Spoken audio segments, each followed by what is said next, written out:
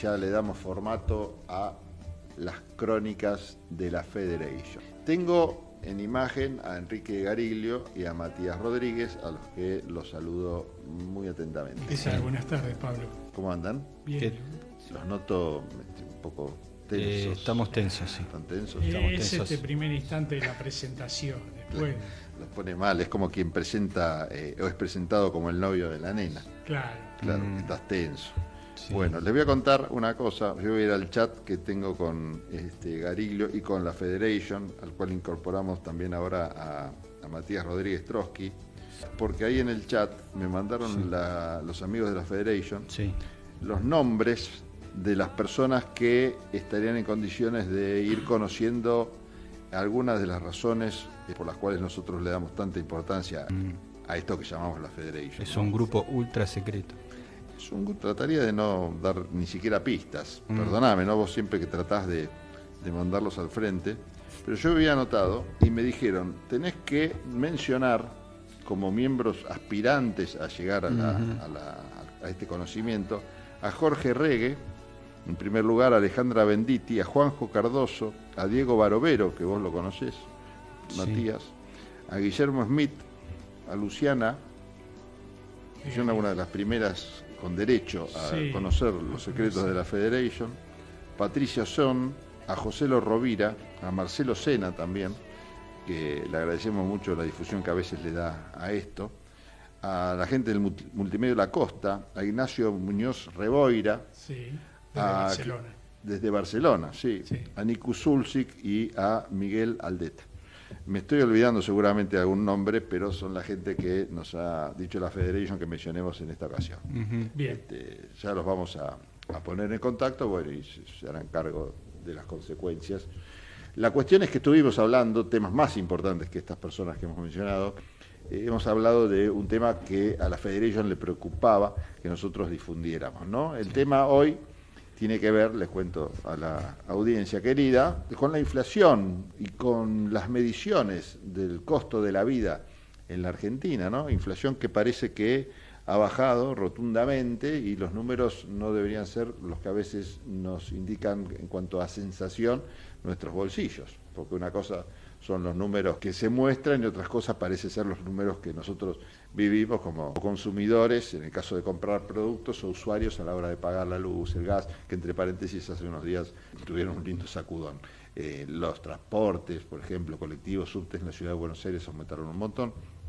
En fin, parece ser otra de la inflación real que la inflación que nos dicen los números, lo cual nos recuerda a otras épocas donde las mediciones, en este caso del INDEC, eran bastante polémicas y en algunos casos hasta índices de la pobreza durante muchísimo tiempo dejaron directamente de medirse, ¿no? Porque decían que no estaban dando las condiciones como para medir y bueno, y no se midió más. Un día dijeron, no medimos, ¿no? En la época del kirchnerismo. Hubo meses y meses enteros que no se medía la pobreza, porque eso era estigmatizante, decían. Bueno. Ahora no sé si es mejor o peor que en aquella época, la cuestión es que ahí surgió un debate muy interesante con la gente de la Federation, el cual invito a participar a nuestros amigos. Cuenten, buchonemos, ¿qué nos dijeron? Bueno, básicamente el planteo que hicieron es por qué el topo del Estado, el topo que viene a destruir el Estado, pone tanto foco en que su máximo logro es haber frenado la inflación que corría al 15.000% mensual, decía. Pone tanto énfasis en resaltar un logro que es relevado por un organismo del Estado como es el INDEC, ¿no? ¿Qué pasa con esa contradicción? O todo el Estado no sirve absolutamente para nada o hay excepciones. Muy bien, bueno, ¿qué pasa con las estadísticas? Como decía Pablo, hay una sensación en la calle que habla de que los números que están dando el INDEC no serían ciertos o no generarían credibilidad para la mayoría de los argentinos. Hace poco se dio a conocer una encuesta, aunque vos hiciste un devaluaste un poco a las encuestadoras al principio con tu editorial, claro, pero una encuestadora, Centrix, hace 2 semanas publicó un trabajo, un relevamiento con 64.000 casos, me parece mucho, 6.400 testimonios, que dice que 6 de cada 10 argentinos no cree no 7, perdón, 7 de cada 10 argentinos no creen en las encuestas del INDEC, básicamente en el relevamiento de la inflación, claro. O sea que la sensación que tienen es que las cosas están aumentando mucho más del 1,4 que desde abril el gobierno logró, que era el gran logro del gobierno, era bajar la inflación del 2% mensual. Esto lo viene logrando desde abril, pero todo indica que este mes de agosto que pasó, nuevamente no el INDEC, sino obviamente va a dar el dato definitivo, pero sí las consultoras económicas hablan de que va a romper otra vez hacia arriba el techo del 2%. Entonces estaría así, digamos, esto blanquearía esa sensación, ¿no?, de que las estadísticas, como decía vos, Pablo, en algún momento dejaron de publicarse los relevamientos de pobreza, y también en 2013, 2014, Patricia Bullrich, la actual ministra de Seguridad, encabezaba un grupo de legisladores de la oposición al gobierno de entonces, el kirchnerismo, y todos los meses salía a publicar su índice de la inflación del Congreso, se le llegó a llamar, en el que, bueno, para esa época, 2014, era 2,4%, decían 2,4% mensual, cuando la inflación que relevaba el INDEC era del 1,7%. Ahora bien, bueno, la sensación de la gente, la cosmovisión, ¿no?, de este gobierno, de que todo lo que viene del Estado es pernicioso, mentiroso, nocivo, dañino. ¿Por qué pone tanto hincapié el gobierno nacional en exaltar como logro la baja de la inflación, ¿no? Bueno, ese es el planteo básicamente que hicieron desde la Federation.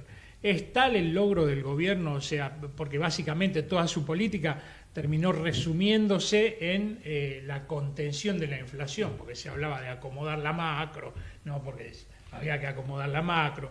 La macro no estaba bien.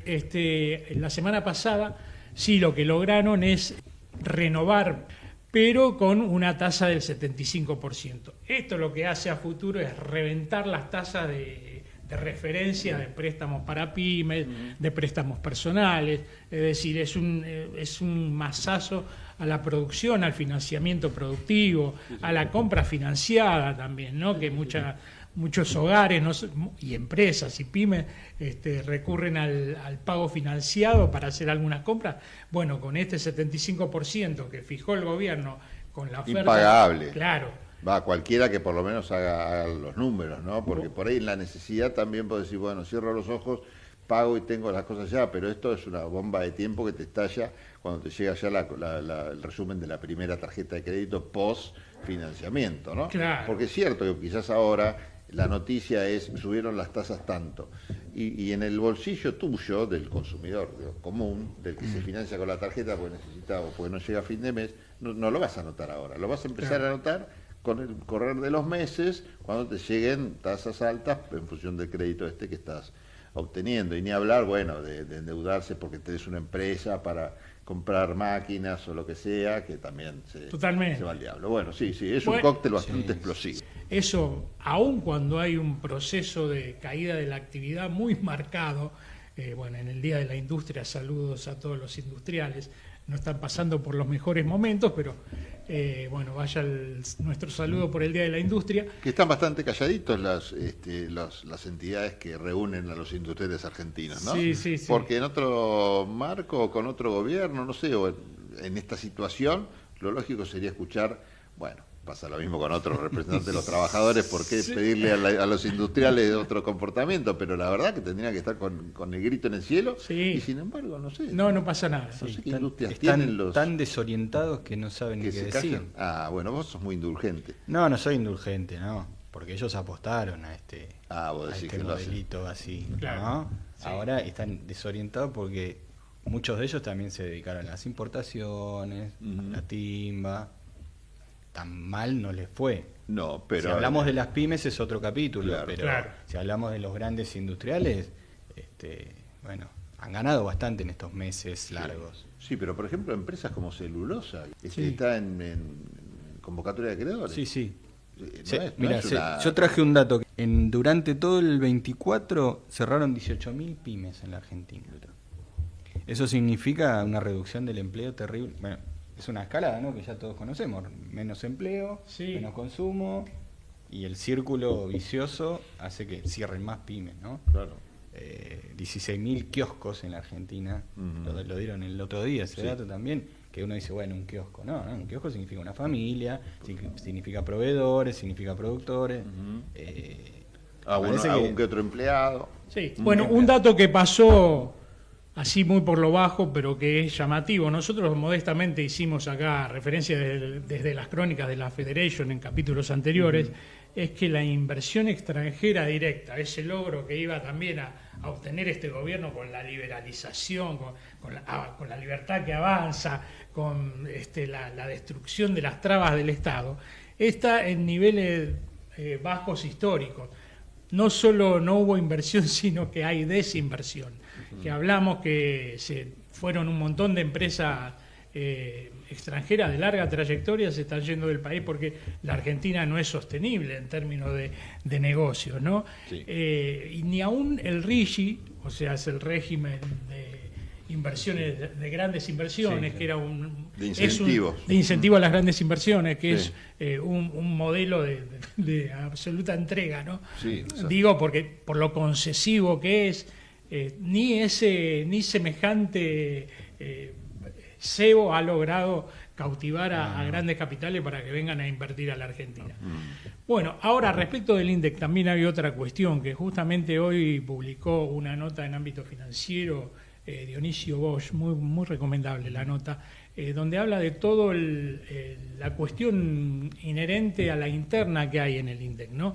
El que dirige el INDEC es Marco Lavagna, que es uno de los pocos, en principio fueron muchos, después hubo una decantación, pero de los pocos funcionarios que heredó Milei del gobierno de Alberto Fernández, que desde 2019, diciembre de 2019, tiene la tarea tiene la tarea pendiente de reformular el INDEC, como decíamos, ¿no? Así como hablaba el kirchnerismo el índice de pobreza, que bueno, se estigmatiza. Esto es que la canasta de consumos que conforman los relevamientos del INDEC está absolutamente desactualizada. Entonces la idea debe actualizarse cada 15 años. Ya va casi para 20 que no se actualiza esa canasta, con lo cual está dando un relevamiento totalmente fuera de foco. Por ahí consumos como comunicaciones no están suficientemente ponderados, transporte tampoco. Entonces la idea es corregir eso para que la evolución del índice de precios al consumidor sea más fiel a los consumos que involucran a todos. Dice en esta nota el colega que ya desde 2021 estaba listo el índice, pero bueno, justamente por un tema de qué sorpresas puede llegar a deparar esa nueva medición es que se viene postergando in eternum ya, y el gobierno de Javier Milei tampoco lo quiere avalar o quiere lanzar el nuevo método de medición del INDEC, justamente porque podría dar registros que se le escaparían a lo que son las exigencias del INDEC, del Fondo Monetario Internacional.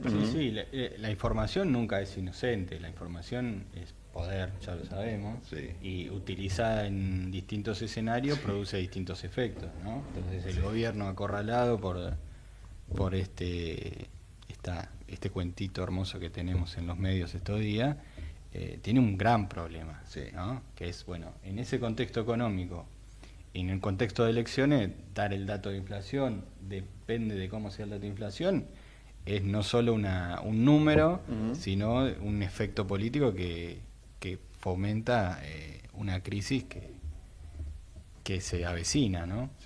Me parece que hay... Vos hablabas del topo, ¿no? Esto de la Federation nos dijo Milei es el gran topo, el gran topo mundial. El topo ya me da una imagen media rara, ¿no? Porque es un Es un bicho con unas características medias raras, ¿no? Alguien que va por abajo de la tierra, ¿no? Que escarba. Bueno, pues, justamente creo que él no ponderó esa lectura. El topo en realidad es alguien que justamente va a destruir, es el quinta columna. Sí, es utilizado en algún momento. En términos de espionaje. Infiltrado, claro, el sí, infiltrado que va a atentar contra algo. Yo lo que creo, para sumar, es que no viene a destruir el Estado, viene a armar un Estado para los negocios de siempre. Porque si bien el achicamiento hizo que, por ejemplo, 45.000 personas echó Sturzenegger, porque es Sturzenegger, ¿no? el que armó todo este plancito para desarmar el Estado, ¿no? 45.000 personas echó del Estado Nacional. No es que desarmó el Estado, lo achica, pero lo utiliza para los mismos de siempre, porque los negocios siguen siendo iguales y esa estructura está al servicio, no solo ya de coimas, ¿no? digamos, sino de grandes negocios para el saqueo de la Argentina con los recursos naturales, la entrega de un montón de recursos que posibilitan negocios muy gigantes, y me parece que en definitiva es eso, no lo viene a destruir. Eso es un relato que fomenta la antipolítica con la que Milei surgió, sino que bueno. Ahora bien, ¿por qué antes sí era un gran tema de agenda permanente el retoque o el maquillaje de los números del INDEC, y de pronto ahora es algo que no se da con absoluta naturalidad, no se cuestiona, prácticamente ninguna promesa ha sido cumplida del actual gobierno, y por qué deberíamos aceptar así tranquilamente que sí, que la de la baja de la inflación todos dan por hecho que es un logro inobjetable. En 2013 Guillermo Moreno, que fue el polémico director del INDEC, se lo acusó de haber manipulado datos del INDEC desde cierta prensa, ¿no? De haber manipulado datos del INDEC para que una medición de PBI, en vez de 3,3% de crecimiento del PBI, que era eso disparaba una cláusula de ajuste de bonos para la deuda externa, en vez de 3,3%, dice que lo dibujó a la baja en 3,2%. Y de este modo se evitaba a la Argentina pagar una importante suma de millones de dólares a acreedores externos.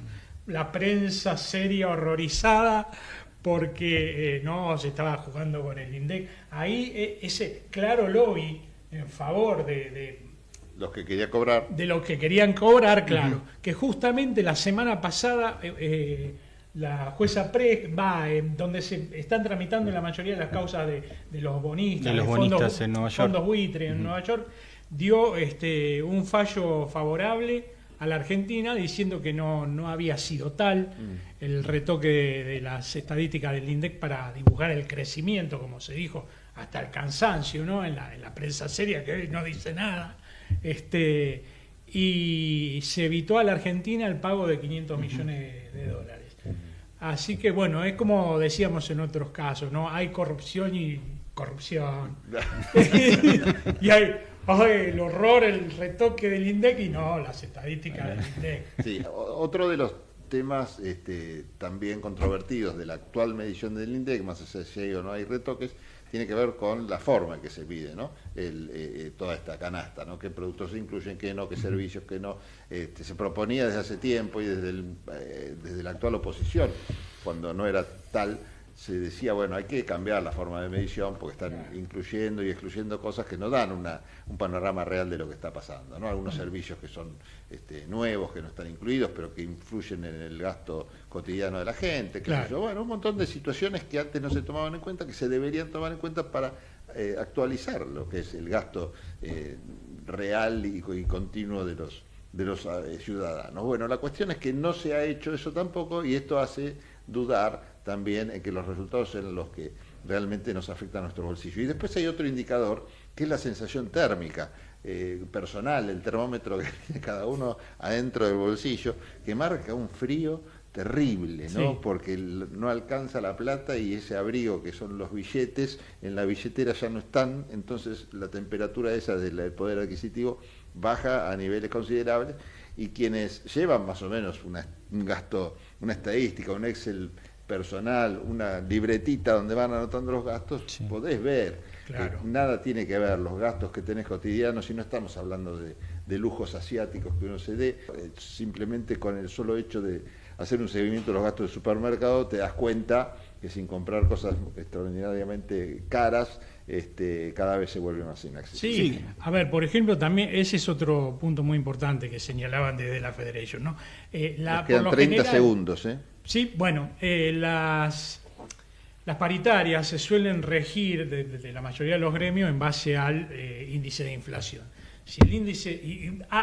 pero por lo general el gobierno convalida, el gobierno de la libertad de las fuerzas y actores económicos, convalida solamente aumentos del 1% porque la inflación está siendo del 2%. Sí, entonces, si ese número se está dibujando, también están dibujando los aumentos de salario, pero hacia la baja. Claro, exactamente. Bueno, ¿te quedó algo, Trotsky, de 10 segundos? Sí, que hay una economía en negro. También es muy difícil dimensionar eso en el día a día, sí, porque cada vez más es más grande la economía en negro que la economía en blanco, y cómo haces para medir eso y que ese termómetro te dé lo más real posible, ¿no?